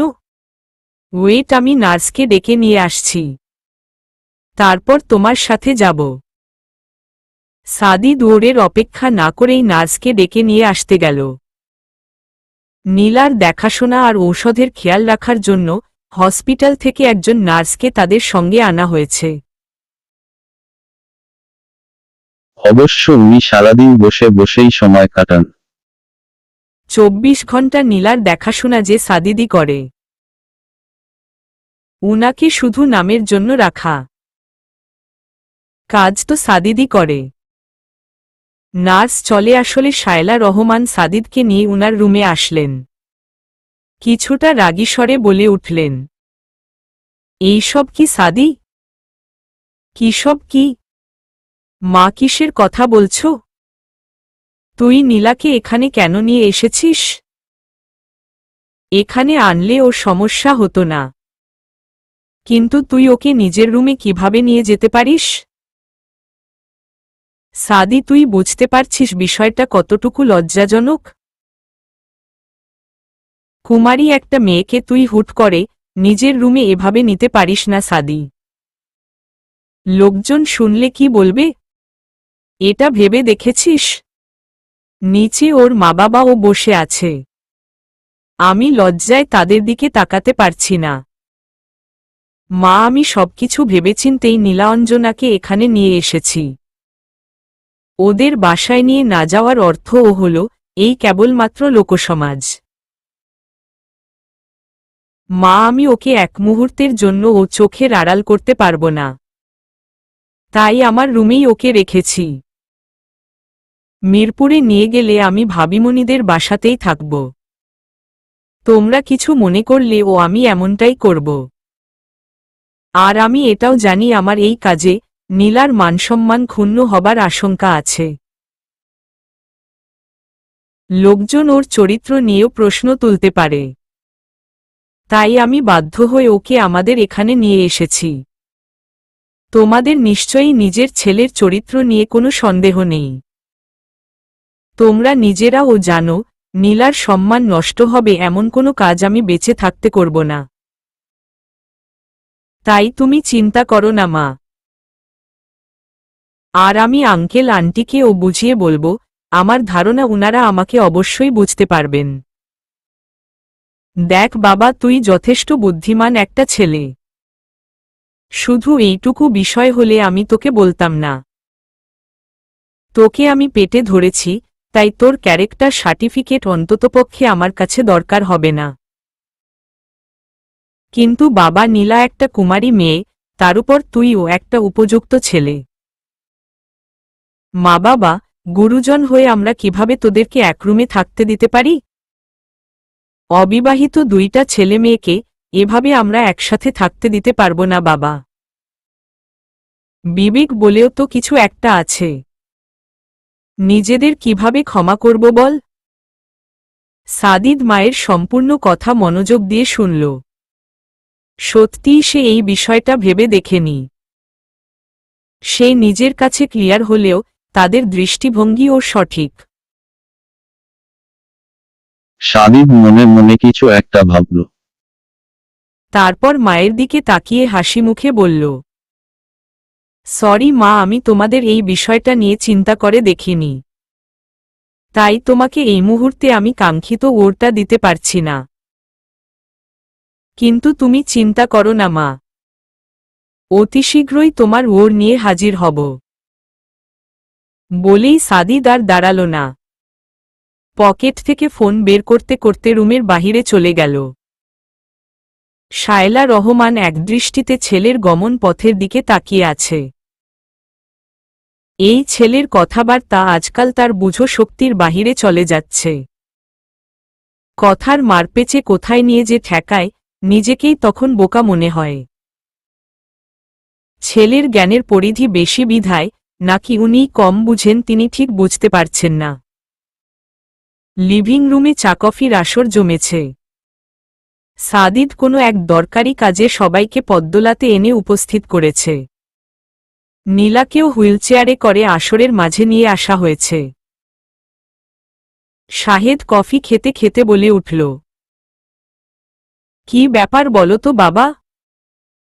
সাদিটা হুট করে বলে বাসায় আসার জন্য। কত করে বললাম পেশেন্ট অনেক, এখন আসতে পারবো না। বেশি দরকার হলে তুই আসো। কিন্তু আমার একটা কথাও শুনেনি। জোর করে বাসায় এনে বসিয়ে রেখেছে। সেটাই তো আমিও ঠিক বুঝলাম না। আমাকে ও এভাবেই বলে নিয়ে এসেছে। কিন্তু যে আমাদের এত তড়িঘড়ি করে আসতে বলল, সেই মহৎ ব্যক্তি কোথায়? তাকে যে দেখছি না। আর বলিস না। তখন আমার সাথে কথা বলছিল। আর হুট করেই কিছু না বলে বাহিরে চলে আসে। তারপর থেকে তো তার আর হদিস পাচ্ছি না। ফোনটাও রিসিভ করে না। এই পাগলটা যে আবার কি করবে আল্লাহ মালুম। এই কয়েকদিনে যে একটা পাগলামি দেখিয়েছে, এখনো বিশ্বাস করতে কষ্ট হয়। সেটা আর বলতে। নীলা মাথা নিচু করে লাজুক হাসল। এছাড়া তার আর কি বা করার আছে? এই ছেলাটার পাগলামিগুলো তাকে সহ্য করেই যেতে হবে।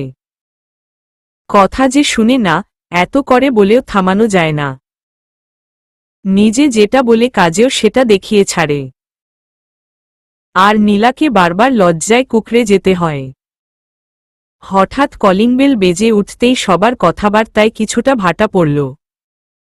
মিনু, যা তো মা, দরজাটা খুলে দিয়ে আয়। জি খালাম্মা।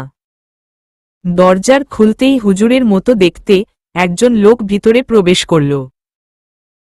সবাই কিছুটা অবাক হয়েছে, কেননা আজ তাদের জানামতে বাড়িতে মিলাদ টাইপের কিছু নেই।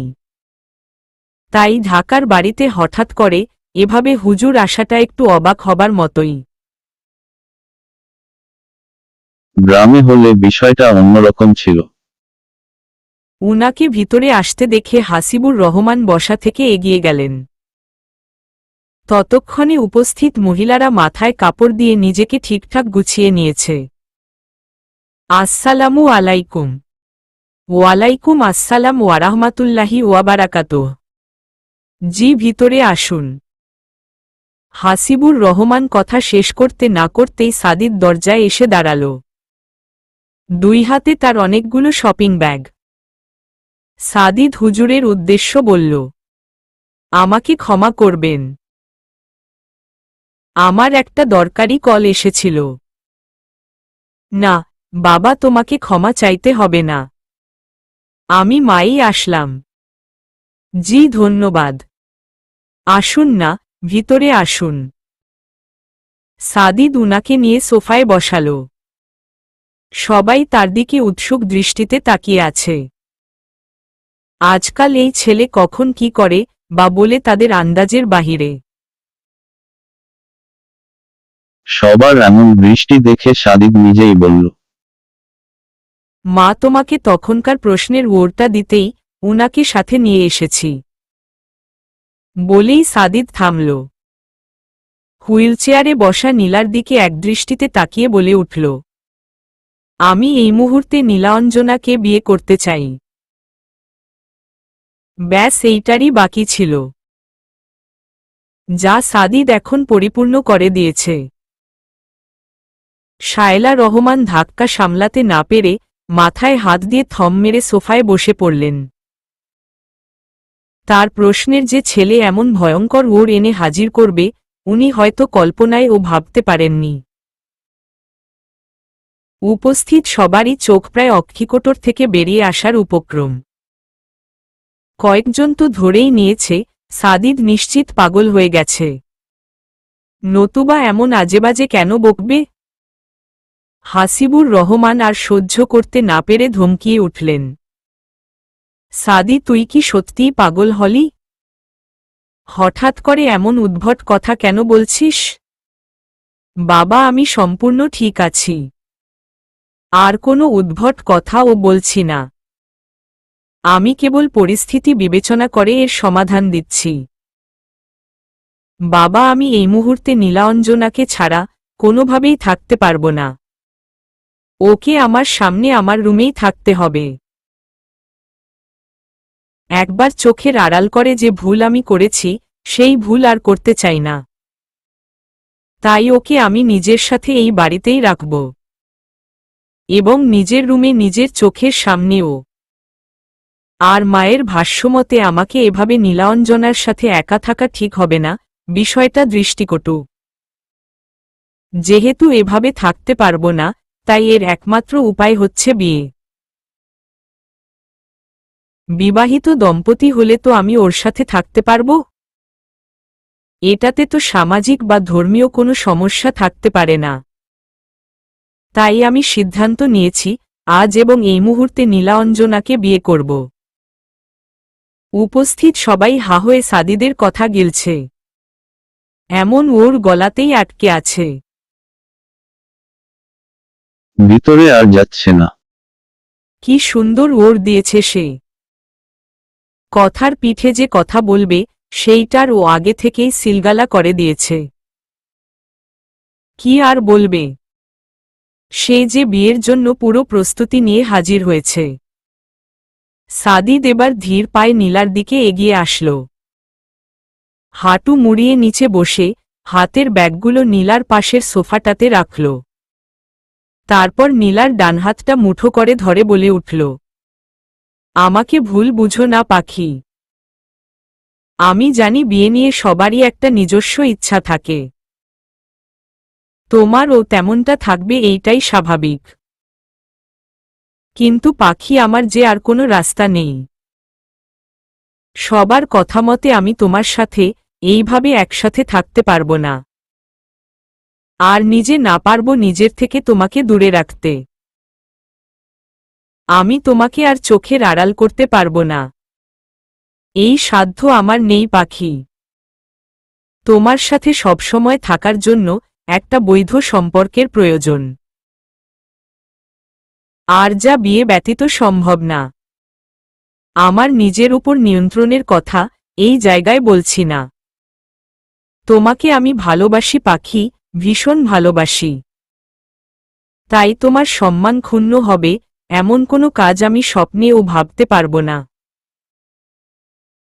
আর না সহ্য করতে পারবো কেউ তোমার চরিত্রে অযাচিতভাবে দাগ লাগালে। তুমি আমার কাছে ফুলের মতো পবিত্র, কাচের ন্যায় স্বচ্ছ।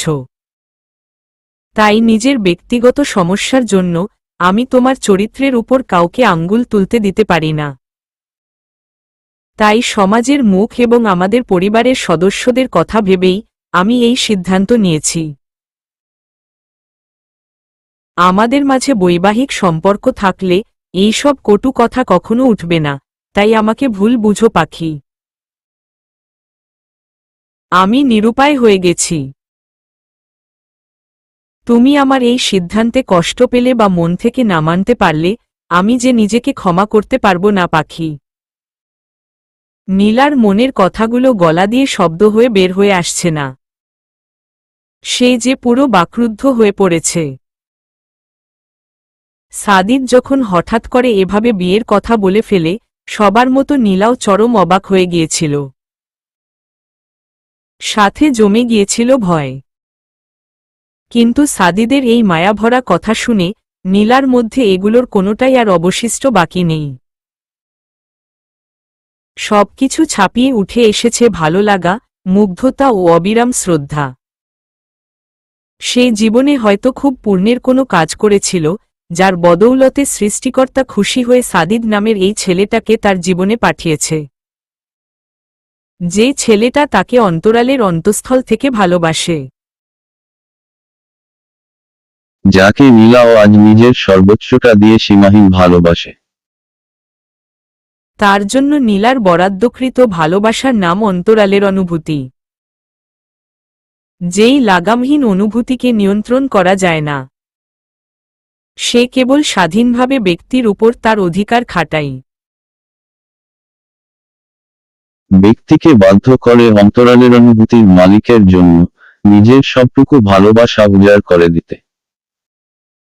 নীলাও তার ভালোবাসার মানুষটার জন্য নিজেকে সম্পূর্ণ উজাড় করে দিতে চায়। নীলার গাল বেয়ে এখন সুখের অশ্রুজল গড়িয়ে পড়ছে। কিন্তু সাদিদ নীলার চোখে পানি দেখে ওয়েজিত হয়ে গেল। এই পাখি, এই কান্না করছো কেন? তুমি এখন বিয়েতে রাজি না? ওকে, ওকে, নো প্রবলেম। সরি পাখি, আম এক্সট্রিমলি সরি। আমি বুঝতে পারিনি তুমি বিয়ের কথা শুনে কান্না করে ফেলবে। আমি তো ভেবেছিলাম যেহেতু আমাদের বিয়ের তারিখ ঠিক হয়েছিল তুমি অমত করবে না। কিন্তু এখন মনে হচ্ছে আমি ভুল চিন্তা করেছিলাম। তোমার সাথে আমার কথা বলা উচিত ছিল। কিন্তু প্লিজ তুমি আর কান্না করো না। ট্রাস্ট মি, আমি তোমাকে বিয়ের জন্য একটুও জোর করব না। নিজের অসহায়ত্বের জন্য আমি তোমার চোখে পানি দেখতে পারবো না পাখি। আমি তোমাকে পৃথিবীর সব সুখ দিতে চাই। তোমার এই মিষ্টি মুখটাতে সবসময় মিষ্টি হাসিটাই দেখতে চাই। কিন্তু এই চোখে কখনো পানি দেখতে চাই না। তাই প্লিজ কান্না বন্ধ করো। তুমি যখন মন থেকে চাইবে নিজেকে যখন বিয়ের জন্য প্রস্তুত মনে করবে তখনই আমরা বিয়ে করব। আমি না হয় ততদিন তোমার অপেক্ষায় থাকব। তাই বলে বিয়ে না করার জন্য কান্না করবে? বোকা মেয়ে একটা, কান্না বন্ধ করো। আর যেন এক ফোঁটা অশ্রুজলও না আসে।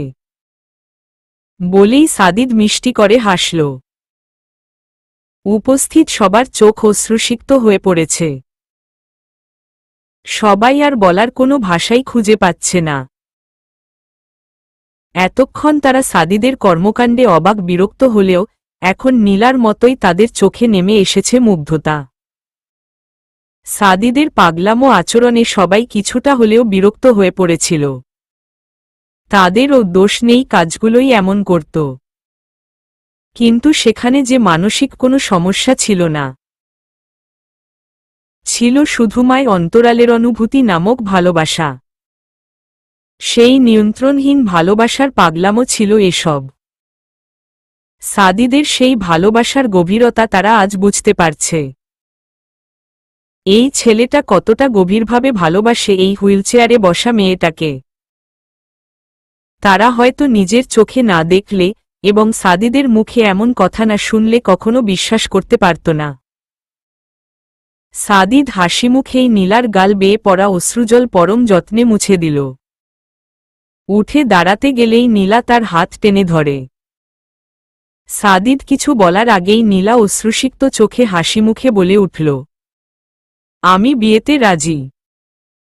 পরমুহূর্তেই নিজের মা বাবা এবং সাদিদের মা বাবার দিকে তাকিয়ে বলল, আম্মু আব্বু এবং আন্টি আঙ্কেল রাজি থাকলে আমি এই মুহূর্তেই বিয়ের জন্য রাজি। নীলার কথা শুনে সবাই এবার জোরেই হেসে দিল। তাদের যে আর না বলার সাধ্য নেই। এমন করে যে ভালোবাসতে পারে, সেই পাগল প্রেমিকের সিদ্ধান্তে না বলার ক্ষমতা কি তাদের আছে? না, তাদের যে সেই ক্ষমতা নেই। সবাই হাসিমুখে বলে উঠল, মিয়া বিবি রাজি তো কেয়া কারেগা কাজী। বলেই উপস্থিত সবাই আবারও হাসতে লাগল। এ যে সুখের হাসি, যার কোনো থামাথামির নামগন্ধ নেই। সাদিদ এখনো নীলার দিকে এক দৃষ্টিতেই তাকিয়ে আছে। নীলা এবার দুষ্টমি স্বরে বলে উঠল, আমি তো বিয়েতে রাজি হয়েছি, এখন কি আবার আপনি মতো পরিবর্তন করে ফেলেছেন? সাদিদ এবার সবার সামনেই নীলাকে জড়িয়ে ধরল। নীলা লজ্জায় মাথা নিচু করল। আর সবাই মুখ টিপে হাসছে। আর সাদিদ খুশি মিশ্রিত কণ্ঠে বলে উঠল, ভালোবাসি পাখি, ভীষণ ভালোবাসি। আমিও যে ভালোবাসি, ভীষণ ভালোবাসি। নীলা কথাটা নিচু স্বরেই বলল, যেন কেবলমাত্র সাদিদের কান পর্যন্ত সেটা পৌঁছে। সে তো আর সাদিদের মতো এত নির্লজ্জ হতে পারে না। কিন্তু সঙ্গ দোষে নিজেও খানিকটা নির্লজ্জের কাজ করে ফেলছে। তাতে অবশ্য নীলার কোনো দুঃখ কষ্ট হয়। সাদিদের সবকিছুকে নীলা পরম স্বাচ্ছন্দ্য বরণ করতে রাজি। নিধি নীলাকে নিজের রুমে নিয়ে এসেছে। সাথে শান্ত ও উপস্থিত। সাদিদ হঠাৎ করে এমন একটা সিদ্ধান্ত নিলে ও বিয়ের কেনাকাটায় কোনো কিছুর কমতি রাখেনি সে। ওই দিনের বিয়ের যাবতীয় সবকিছু শপিং মলের সামনে ফেলেই তারা নীলাকে নিয়ে ব্যস্ত হয়ে পড়ে। আর পড়ে গিয়েও জিনিসপত্রের খোঁজ নেওয়া হয়নি। কেননা ওই রকম মনমানসিকতা তখন তাদের কারও ছিল না। তাই সাদিদ এত অল্প সময়ে ও নীলার জন্য কিছু কম জিনিসপত্র কিনেনি। বরঞ্চ মনে হয় সময় অল্প, তাই তাড়াহুড়ো করে বেশিই কেনাকাটা করে ফেলেছে। নতুবা বিয়ের জুতো কেউ 4 জোড়া কেনে? তাও নীলা যখন হাঁটতেই পারে না। পিচ্চু, তোর কোন ড্রেসটা বেশি পছন্দ হয়েছে? সাদিদ বিয়ের 3টা ড্রেস এনে আমাদের যে কনফিউশনে ফেলে দিয়েছে। আপনি, আমার তো সবগুলোই ভীষণ পছন্দ হয়েছে। যে কোনো একটা পরিয়ে দাও তাহলেই হবে। তাদের কথাবার্তার মধ্যেই সাদিদ দরজায় নক করল। সাদিদ দরজার বাহির থেকেই বলছে, ভাবিমণি ভিতরে একটু আসতে পারবো?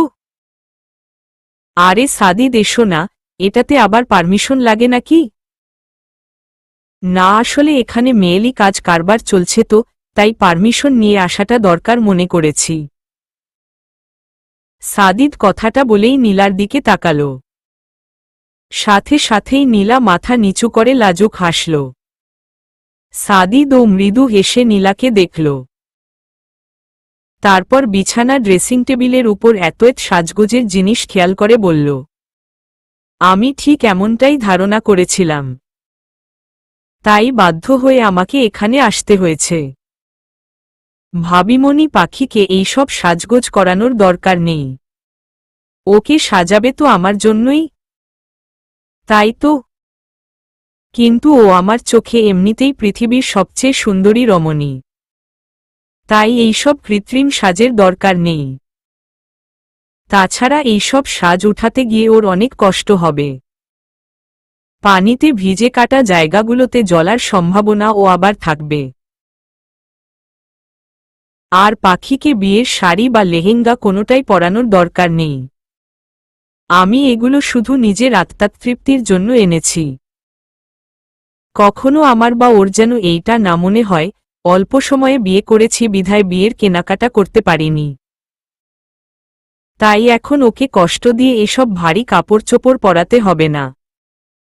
তাছাড়া ওর শরীরে এখন অনেক ব্যান্ডেজও রয়ে গেছে। এসব পরাতে গিয়ে যদি ওর আবার ব্লিডিং বা কষ্ট হয় সেটা আমি সহ্য করতে পারব না। তাই বলে কিছু পরাবো না? পরাবে তো কিন্তু। সাদিদ কথা শেষ না করেই নীলার দিকে এগিয়ে আসল। বিছানার উপর থেকে বিয়ের জন্য লাল বেনারসিটা নিয়ে নীলার মাথার উপর আস্তে করে দিয়ে দিল। তারপর শাড়িসহ নীলার গালে হাত দিয়ে বলল, আমার লাল টুকটুকে বউ, ভাবিমণি ওকে এভাবেই নিচে নিয়ে চলো। নিধি আর শান্ত সাদিদের এমন লজ্জাহীন কাণ্ডে মাথা নিচু করে মিটমিটিয়ে হাসছে। নীলার যে আজ কি হয়েছে! বিয়ের কনে হিসেবে লাজলজ্জা ভুলে মুগ্ধ দৃষ্টিতে সাদিদের দিকে ড্যাব ড্যাব করে তাকিয়ে আছে। লিভিং রুমে কাজীসহ সবাই বসেছে। নীলাকে সাদিদের কথামতো শাড়ি বা কোনোরকম সাজগোজ ছাড়াই নিচে আনা হয়েছে। কেবলমাত্র বেনারসিটা মাথায় সহ পুরো শরীর জুড়ে নিধি পেঁচিয়ে দিয়েছে তাকে। সাদিদ নিজে ও নীলার সাথে সামঞ্জস্য রেখে কটনের হালকা কারুকার্যের একটা সাদা পাঞ্জাবি পরেছে। তাতে গলায় এবং বুকে গোল্ডেন স্টোন এবং সুতির কাজে সাদিদকে চমৎকার দেখাচ্ছে।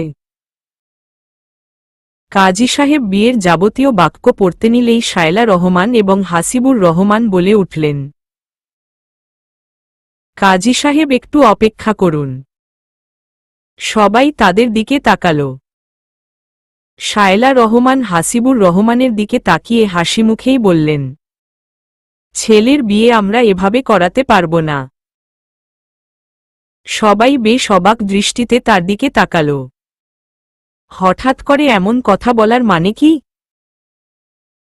উনি সবার দৃষ্টিভঙ্গি দেখে হাসতে হাসতেই বললেন, আরে তোমরা এভাবে তাকিয়ে আছো কেন?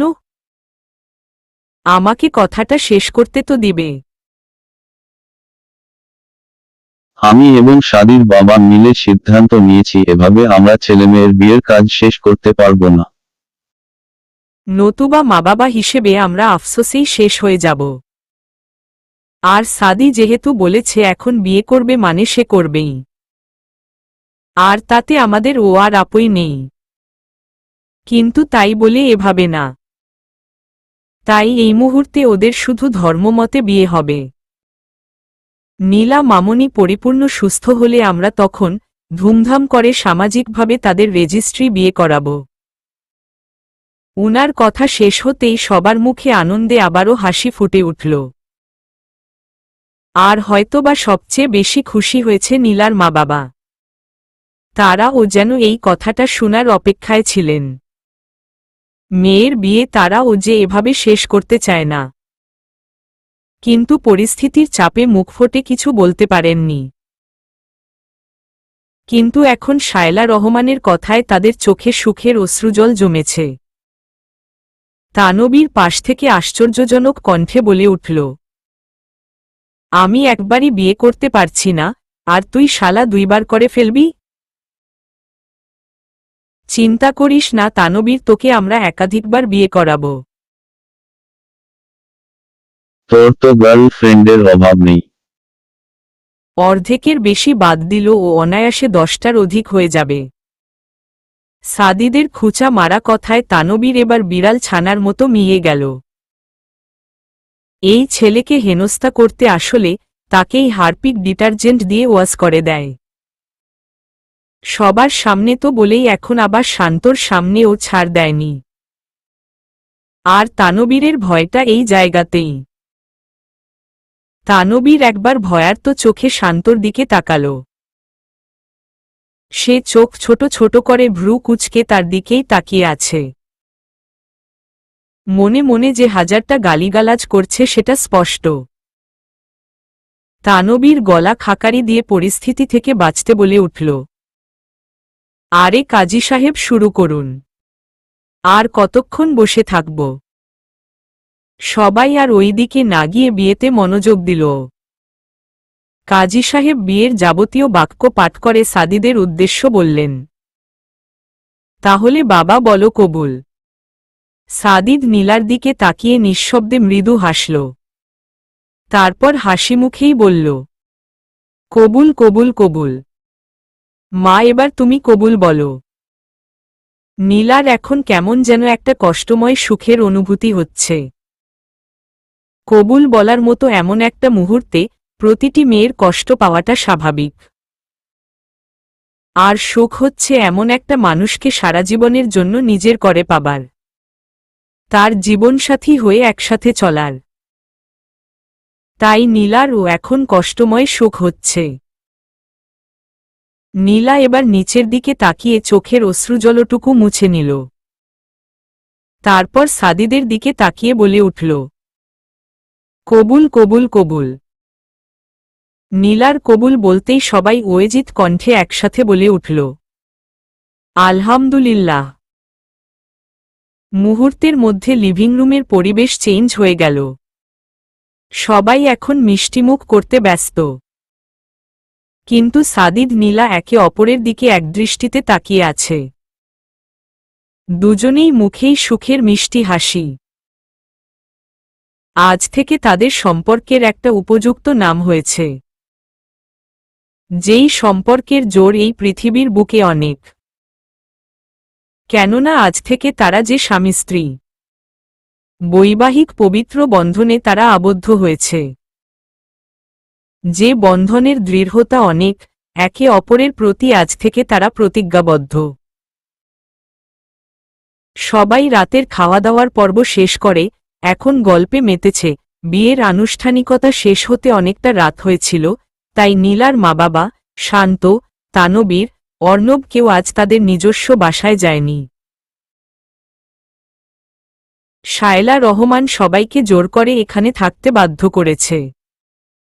সবাইও তাই হাসি মুখে রয়ে গেছে। সাদিদ বারবার বিরক্তি দৃষ্টিতে সবার গল্পকরা দেখে যাচ্ছে। আর না পেরে বলেই ফেলল, তোমরা কি আজ পুরো রাত জেগে গল্পের আসর জমিয়েছ নাকি? কখন থেকে একটার পর একটা প্রসঙ্গ তুলেই যাচ্ছ। কত খুশির একটা মুহূর্ত, সবাই একটু গল্প করব না? একটু হলে সমস্যা ছিল না ভাইয়া। তোমরা তো একটু কে অনেকখানি বানিয়ে ফেলেছ। আরে এমন রাগ করছিস কেন? সবাই আনন্দ করছে, তাদের আনন্দ করতে দে না। তোমাদের আনন্দে তো আমি বাধা দিচ্ছি না, কিন্তু তোমাদের এই আনন্দের জন্য ওর ঘুমের লেট হচ্ছে। বেশি রাত জাগলে ও আবার অসুস্থ হয়ে পড়বে। সাদি, তুই তো দেখছি বিয়ে হতে না হতেই বউয়ের চামচা হয়ে গেলি। সে টাপ ইডিয়ট। ও যে কত বড় একটা দুর্ঘটনা কাটিয়ে উঠেছে এটা তোর খেয়াল আছে? এখন ওকে নিয়মমাফিক সবকিছু করতে হবে, নতুবা ওর হেলথ প্রবলেম হবে। সাদিদের ধমকি খেয়ে বেচারা তানবীর আবার ও চুপ বনে গেল। শান্ত তার এই অবস্থা দেখে মুখ টিপে হাসছে। একমাত্র সাদিদি যে তানবীরের মতো বাচাল ছেলেকে চুপ করাতে পারে, শান্ত বেশ বুঝতে পারছে। সাদিদ উঠে দাঁড়িয়ে বলে উঠল, সরি গাইস, এখন আমাকে নীলাঞ্জনাকে নিয়ে যেতে হবে। তোমরা নিজেরা তোমাদের আড্ডা দিয়ে যাও। তুই কোথায় যাস? আমাদের সাথে বসো। সাদিদ অর্ণবের কথার উড় না দিয়ে আচমকা নীলাকে হুইলচেয়ার থেকে কোলে তুলে নিল। নীলার তো চোখ বেরিয়ে আসার উপক্রম। মা বাবা সবাই এখানে উপস্থিত, তার মধ্যে এই ছেলে এটা কি করল? নীলার মতো সবাই ও বেশ অবাক, কিন্তু অবাকের সাথে সাথে তারা বেশ লজ্জাও পাচ্ছে। সাদিদ কাউকে খেয়াল না করেই নীলাকে নিয়ে সিঁড়ির দিকে এগিয়ে গেল, আর যেতে যেতে উচ্চস্বরে বলে উঠল, বিয়ে করেছি কি বউকে একা বসিয়ে রাখার জন্য? একসাথে থাকার জন্যই এই পদক্ষেপ। এখন কি এটাও তোদের বুঝিয়ে দিতে হবে?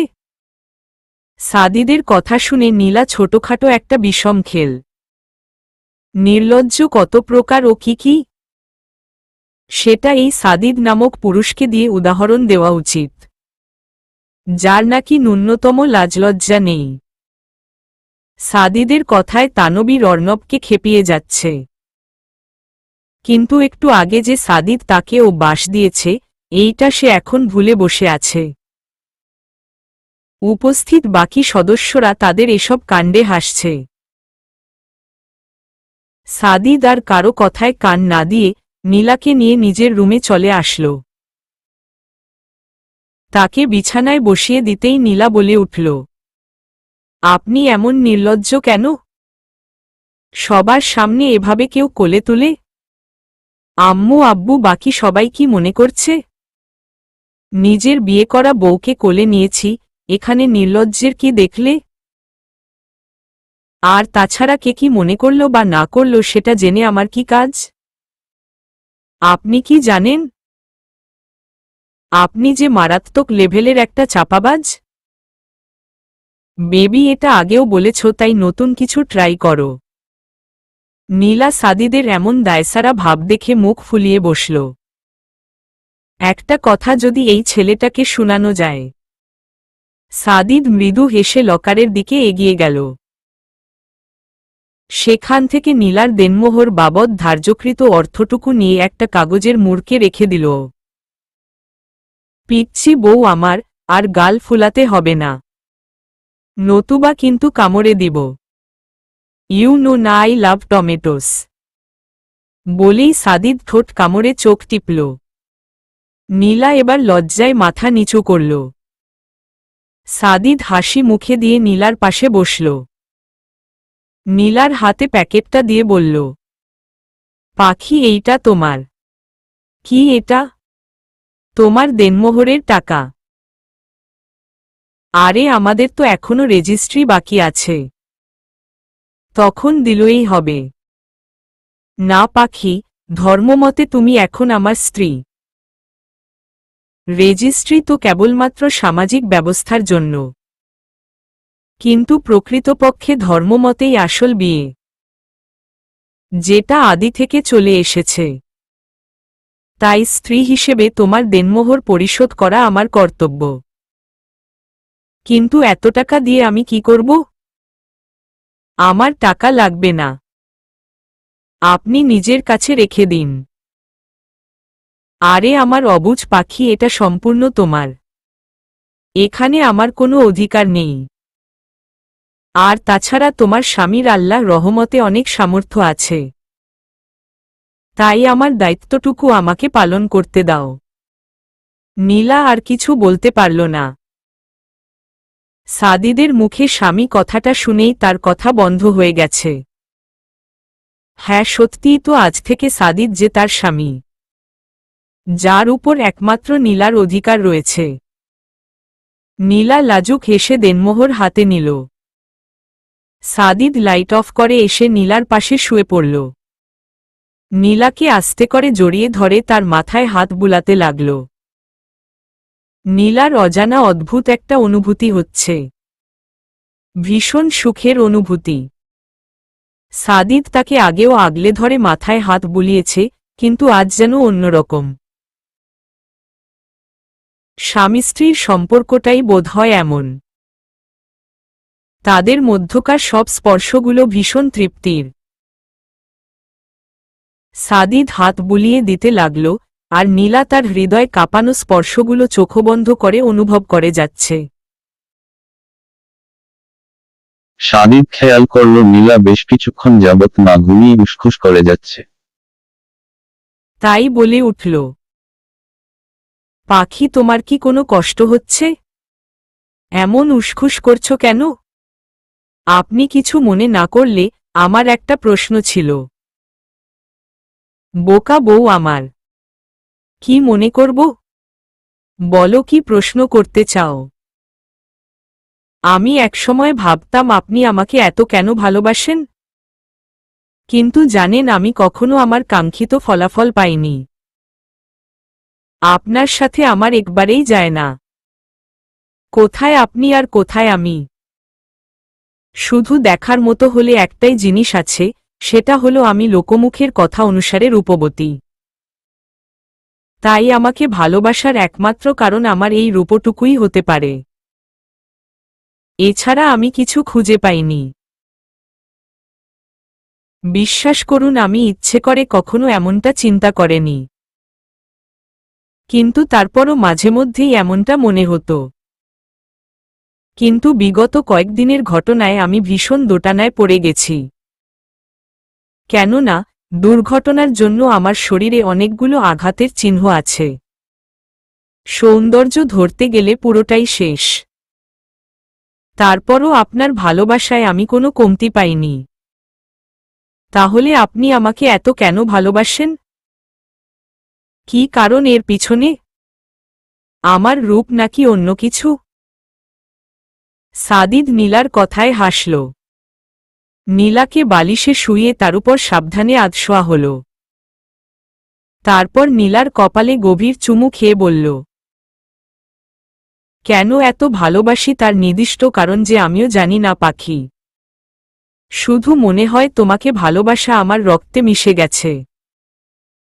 আর রক্তে তো নিজের থেকে আলাদা করা যায় না। আর কি বললে যেন? সৌন্দর্য? তুমি বড্ড অবুঝ প্রাণ পাখি। মিথ্যা বলবো না, তবে জীবনে অনেক সুন্দরী রমণীদের সম্মুখীন হয়েছি। যেমন রূপ তেমন তাদের গুণ। আর ছেলেদের আকৃষ্ট করার মতো সবকিছুই তাদের মধ্যে ছিল। কিন্তু আমি কোনোদিন সেই স্কল রমণীদের রূপে আকৃষ্ট হয়নি। তাদের মনকাড়া ফিগারে আমার চোখ যায়নি। যা তোমার এই শুকনো শরীরটা আমাকে দিশেহারা করেছে। তাদের সুগঠিত শরীরের ভাঁজে আমি কখনো আকর্ষণ অনুভব করিনি, যা তোমার শরীরের প্রতিটি সূক্ষ্ম ভাঁজে নিজেকে মাতাল মনে করি। তাই যদি সৌন্দর্য দিয়ে ভালোবাসা হতো, তাহলে তাদের রেখে তোমাকে কখনো আমি ভালোবাসতাম না। পাখি, সৌন্দর্য ভালোবাসার কেবলমাত্র একটা অংশ। যেমন তোমার সব সৌন্দর্যে আমি মুগ্ধ হয়ে যাই। তোমাকে কাছে টানতে তখন আরও আকৃষ্ট হই। তাই বলে শুধু সৌন্দর্যের উপর ভালোবাসা নির্ভর করে না পাখি। ভালোবাসা যে অনুভূতি সৃষ্টি করে, বাধাহীন অনুভূতি, তোমাকে আমি অনুভব করি পাখি। তোমার জন্য আমার অন্তরাল থেকে অনুভূতি আসে। সাদিদের মুখে এমন কথা শুনে নীলার চোখে সুখের অশ্রুজল নেমে আসল। গাল বেয়ে তার গড়িয়ে পড়তে থাকে অশ্রুকণাগুলো। সাদিদ নীলার চোখের পানি যত্ন নিয়ে মুছে দিয়ে বলল, কি যে এক ঝামেলায় পড়েছি পাখি। অবুঝ বউকে মন থেকে কিছু বলতেও পারি না। বললেই কেঁদে কেটে চোখমুখ ফুলিয়ে ফেলে। বলেই সাদিদ হাসল। নীলা অশ্রুমিশ্রিত চোখে অভিমানী কণ্ঠে বলল, কি করব বলেন? স্বামী এত ভালোবাসে তাই সুখে কান্না চলে আসে। চেয়ে ও চোখের জল আটকাতে পারি না। সাদিদ নীলার নাক টেনে দিয়ে বলল, হয়েছে আর সুখ কান্না কাঁদতে হবে না। আজ যে আমাদের জীবনের পরম সুখের দিন। আজ আমাদের বিবাহিত জীবনের প্রথম রাত। তাই কোনো কান্না দিয়ে শুভ সূচনা করতে চাই না পাখি। সাদিদের মুখে প্রথম রাত কথাটা শুনেই নীলার নিজেকে অপরাধী মনে হচ্ছে। আজকের রাতটা নিয়ে যে কোনো ছেলে মেয়ে অনেক আশা জমিয়ে রাখে, কিন্তু সাদিদ নীলার বিয়েতে এসব কিছুই হচ্ছে না। কেননা নীলা যে শারীরিকভাবে অসুস্থ। এই সময়ে স্বামী স্ত্রী মধ্যকার সম্পর্ক তাদের মধ্যে সম্ভব নয়। তাই নীলা মাথা নিচু করে অপরাধী কণ্ঠে বলে উঠল, আমি যে শারীরিকভাবে সুস্থ নই। আপনি আমার জন্য এই রাতটাকে উপভোগ করতে পারছেন না। আমার নিজেকে খুব অপরাধী মনে হচ্ছে। সাদিদ এবার নীলার মুখের দিকে মায়াভরা দৃষ্টিতে তাকাল। সে নিজের ভালোবাসায় আবার ও গর্ববোধ করছে। কেননা সে কোনো সাধারণ মেয়েকে ভালোবাসেনি। সে ব্যারিক দৃষ্টিতে সাধারণ হলেও মন থেকে অসাধারণ। সাদিদ নীলার গালে আলতো হাত রেখে চোখে চোখ রেখে বলে উঠল, পাখি তুমি এখনো বড্ড অবুঝ। তুমি নিজেকে অপরাধী কেন ভাববে? আমি নিজে তোমাকে এই অবস্থায় বিয়ে করেছি। তাই আর কখনো এমন চিন্তা করে নিজের মনকে কষ্ট দিবে না। আর কি বললে, রাত উপভোগ করতে পারছি না? পাখি শারীরিক চাহিদা ছেলে মেয়ে উভয়ের থাকে। আমারও আছে এবং এইটাই স্বাভাবিক। কিন্তু সেটার জন্য আমি নির্দিষ্ট সময়ের অপেক্ষা করব। এইটা নিয়ে আমার কোনো কষ্ট নেই পাখি। সাদিদ কথা বলে নীলার দিকে তাকাল। নীলার মুখে মিষ্টি হাসি। নীলাকে এখন ভীষণ খুশি মনে হচ্ছে। এমন স্বামী পেয়ে নিজেকে সে অপরাধী নই, বরং ভাগ্যবতী মনে করছে। সাদিদ কিছু একটা ভেবে দুষ্ট হাসল। নীলার দিকে তাকিয়ে বলে উঠল, কিন্তু তুমি চাইলে আমরাও এই রাতটাকে উপভোগ করতে পারি। নীলা অবাক দৃষ্টিতে সাদিদের দিকে তাকাল। সে এসব কি বলছে? নীলা আর এখন এটা মোটেই সম্ভব না। সাদিদ নীলার দৃষ্টি দেখে হাসল। নিজের মুখটা নীলার একেবারে কাছে নিয়ে গেল। ডান হাতের তর্জনী আঙ্গুলে নীলার ঠোঁটগুলো স্পর্শ করল সে। নীলা ঠোঁটে সাদিদের স্পর্শ পেয়ে কেঁপে উঠল। সাদিদ নীলার কাপা কাপা ঠোঁটগুলোতে আঙ্গুল দিয়ে স্লাইড করতে লাগল। তারপর নেশাক্ত গলায় বলে উঠল, পাখি আজ তো কোনো বাধা নেই। আজকে এই কোমল স্পর্শটা পেতে চাই। নিজেকে মাতাল করে তোমাতে হারাতে চাই। সাদিদের কথায় এবং স্পর্শে নীলার শরীরে মারাত্মক কাঁপন শুরু হয়েছে। সাদিদ খুব সাবধানে নীলার গলায় একটা হাত আর গালে আরেক হাত দিয়ে নীলার ঠোঁটের দিকে এগিয়ে গেল। নীলার চোখে মুখে সাদিদের তপ্ত নিঃশ্বাস আছড়ে পড়ছে। সাদিদ কিছু মুহূর্ত পর দুইজনের সবটুকু দূরত্ব মিটিয়ে নীলার অধরে নিজের অধর স্পর্শ করল। নীলার সমস্ত শরীরে সাদিদের উষ্ণ স্পর্শে ঝড় বয়েছে। নীলা না পেরে সাদিদের পিঠ শক্ত করে আঁকড়ে ধরল। ধারালো নখের খামচিতে সাদিদের পাতলা টি-শার্ট বেদ করে পিঠে আঁচড়গুলো তীব্রভাবে লাগছে, যা সাদিদকে নীলাতে আরও মাতাল করে তুলছে। সেই গভীর ভালোবাসা নিয়ে নীলার ওষ্ঠদয় নিজের ভালোবাসার স্পর্শ এঁকে দিচ্ছে। নীলার চোখের কোণা বেয়ে সুখের অশ্রুজল গড়িয়ে পড়ছে। এত ভালোবাসাময় স্পর্শ নীলা কিভাবে সহ্য করবে? চলবে।